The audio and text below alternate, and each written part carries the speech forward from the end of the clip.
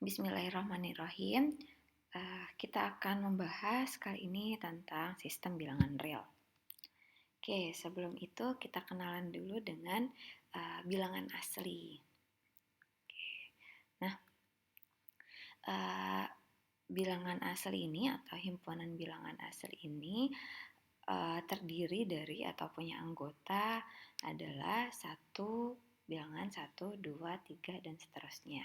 Nah, apabila kita bicara tentang himpunan, maka kita akan bicara tentang anggota himpunan itu.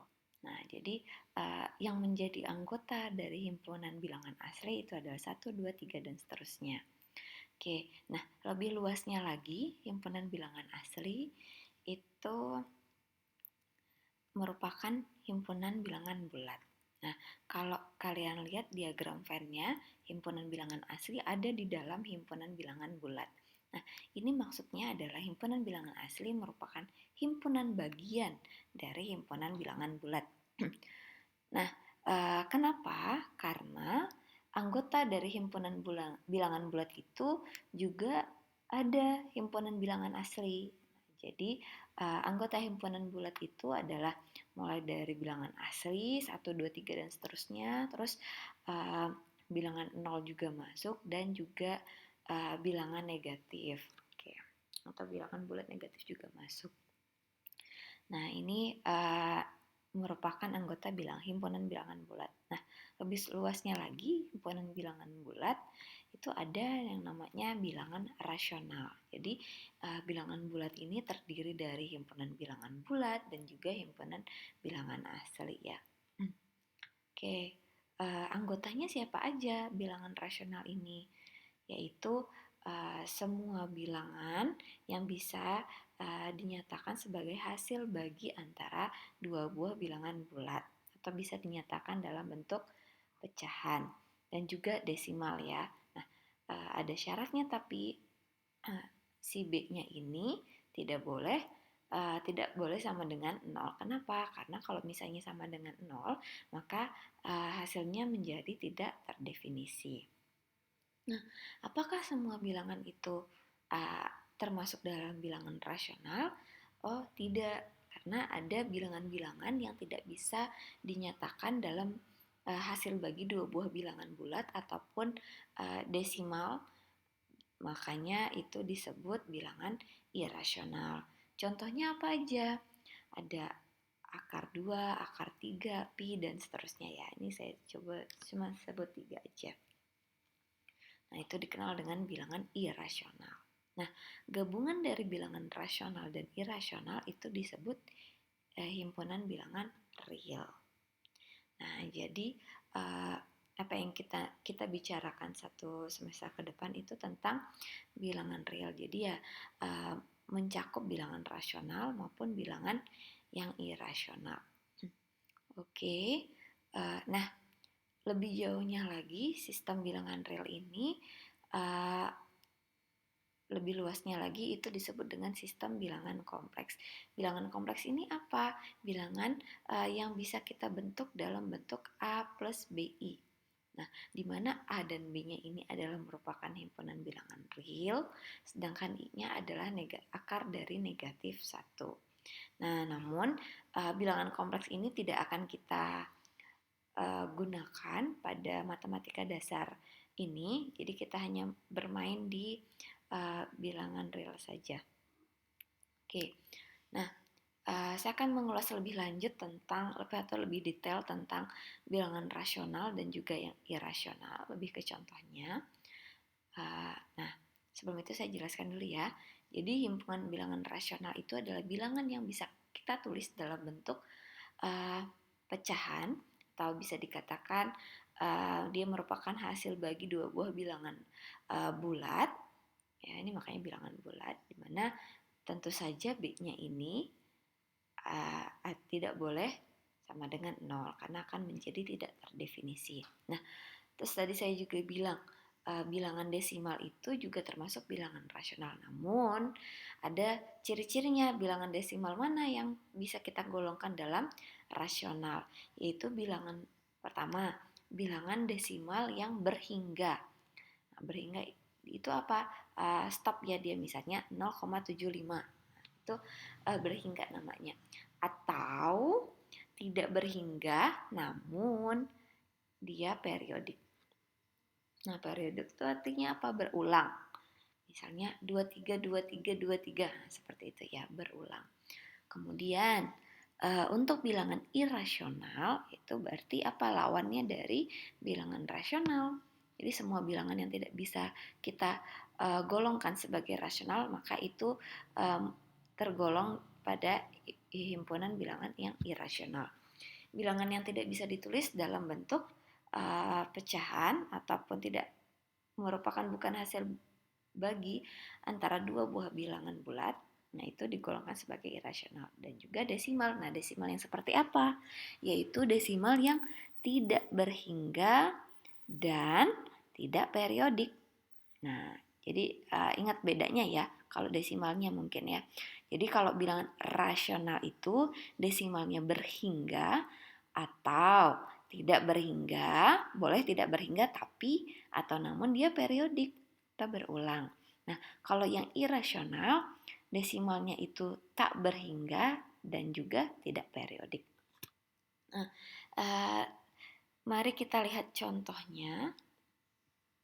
Yang pertama, nah, ada bilangan 4.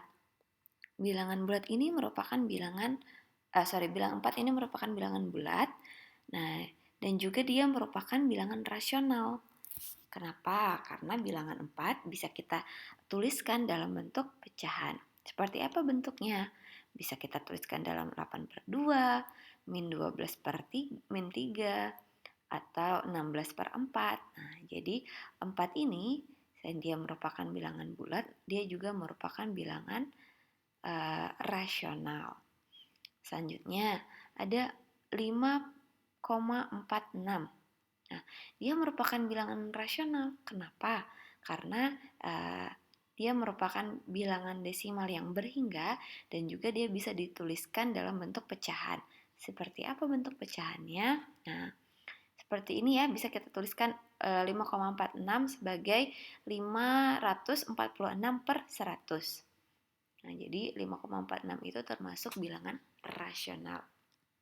Selanjutnya ada bilangan 3,011459 dan seterusnya. Nah, ini artinya dia tidak merupakan desimal yang tidak berhingga. Beda ya sama tadi 5,46.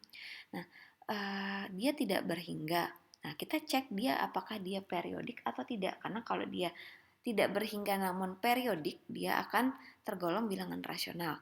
Nah, kalau dia tidak periodik dan dia tidak berulang, kita amati lagi bilangan setelah tanda komanya 0114. Oh, nggak berulang ya, nggak ada polanya. Maka ini 3,011459 sekian ini dan seterusnya ini merupakan bilangan yang irasional karena dia tidak berulang desimalnya dan juga tidak periodik, jadi dan tidak bisa dituliskan dalam bentuk pecahan. Terus ada akar 2. Akar 2 ini kalau diubah dalam bentuk desimal adalah 1,4142135 dan seterusnya. Tidak berhingga dan juga tidak periodik. Maka dia merupakan bilangan irasional. Oke. Kurang lagi masih ada contoh. Nah, kalau misalnya 2,3333 dan seterusnya, dia tidak berhingga ya desimalnya. Namun kalau kita lihat ini dia berulang nih, angka 3-nya ulang terus ya. Nah, ini artinya dia periodik karena berulang secara teratur. Nah, jadi kita bisa tuliskan nih bentuk desimal 2,33 dan seterusnya dalam bentuk pecahan. Gimana caranya? Nah, kita misalkan A-nya itu adalah 2,33 dan seterusnya. Nah, karena ada satu angka yang berulang, yaitu angka 3 setelah koma, maka persamaan ini A sama dengan 2,33 dan seterusnya itu kita kalikan dengan 10. Nah, kita peroleh, jadi kalau kita kalikan 10 artinya di ruas kiri maupun ruas kanan sama-sama kita kalikan 10 ya. Sehingga ruas kanannya menjadi 10A dan ruas kirinya menjadi 10A dan ruas kanannya menjadi 23,33 dan seterusnya. Oke. Nah, langkah selanjutnya adalah kita kurangkan persamaan kita yang baru ini yang kita kalikan dengan 10 dengan persamaan awal kita tadi yang A sama dengan 2,33 sekian. Sehingga kita bisa peroleh 9A sama dengan 21,0. Itu hasil tadi kita kurangkan ya, antara dua persamaan yang sudah kita create tadi ya. Nah, karena 9A sama dengan 21, maka jika kita bagi sama-sama dengan 9, maka si A-nya itu menjadi, biar ruas kirinya menjadi 1, maka kita peroleh 21/9. Nah, jadi bisa ya kita nyatakan 2,33 dan seterusnya ini menjadi 21/9. Nah, jadi 2,33 dan seterusnya ini merupakan bilangan yang rasional. Oke. Kemudian ada lagi bilangan 10,454545 dan seterusnya. Dia merupakan bilangan rasional. Kenapa? Yang pertama, dia merupakan desimal tak berhingga namun dia periodik, berulang secara teratur. 45, 45, 45 lagi terus ya.